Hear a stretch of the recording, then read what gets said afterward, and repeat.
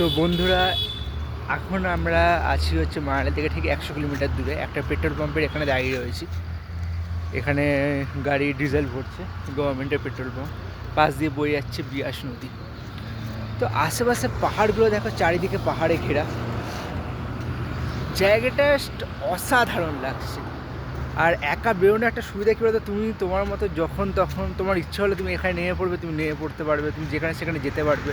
তোমার কারোর সাথে তোমার কোনো পারমিশন লাগবে না, বা কারোর সাথে কোনো রকম অ্যাটাচমেন্ট থাকবে না যে হ্যাঁ ভাই এর জন্য কোনো কাজ আটকে গেছে, বা তোমার কোনো প্রবলেম হলো বা তোমার জন্য তাদের কাজ আটকে যাবে। এরকম কোনো রকম প্রবলেম থাকবে না। জীবনে যদি পারো ভাই, পারলে ভাই একা ঘোরো। তবে একা ঘোরার জন্য একটা ডিসঅ্যাডভান্টেজ আছে, সেটা হচ্ছে মানি। তো নর্মালি গ্রুপে গেলে যত টাকা খরচা হয়, একা বেরোলে তার থেকে অনেক বেশি টাকা খরচা হয়।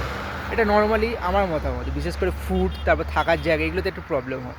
তবে যেহেতু এবারে আমি ক্যাম্পিংয়ে এখানে এসেছি ট্রেকিংয়ে, তার জন্য এবারে অতটা প্রবলেম হবে না আশা করি। তো জানি না, চলো কীরকম কী খরচা হবে তোমাকে যেতে যেতে সময়ের সাথে সাথে বোঝা যাবে, সেগুলো তোমার সাথে সব শেয়ার দেখতে থাকো।